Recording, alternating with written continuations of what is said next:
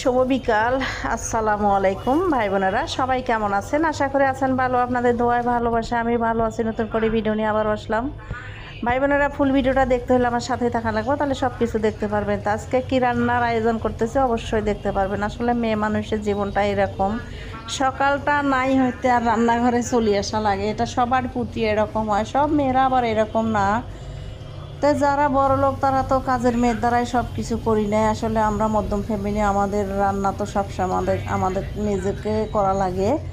তো যাই হোক, ভিডিওটা দেখতে থাকে। নিজের হাতে রান্না করি, হাজব্যান্ডও খাওয়াবো, এটা একটা ভাগ্যের বিষয়। কাজের মেয়ের দ্বারাই তো সবাই রান্না করি, হাজব্যান্ডও খাওয়াইতে পারে না। যাই হোক, কথা বুঝতেই পারছেন।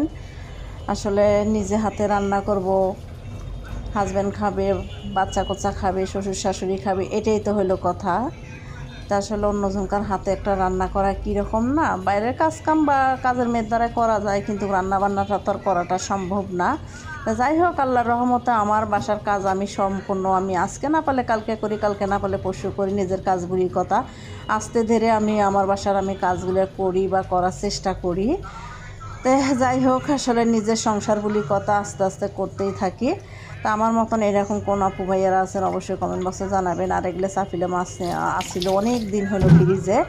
তো ফ্রিজের এক কোণায় পড়িয়াছিল, তাই আজকে দেখলাম, তাই বের করলাম, বলে যাই হোক আজকে ভাজি করব।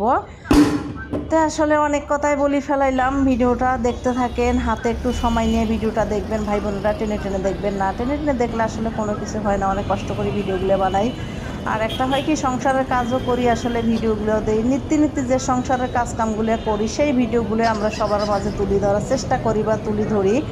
তো যাই হোক, দেখতেই পারছেন আমরা সামাজিক মানুষ, সবসময় সামাজিক ভিডিওগুলো দেওয়ার চেষ্টা করি। তো আজকে এই পর্যন্ত ভিডিওটা, আল্লাহ হাফেজ।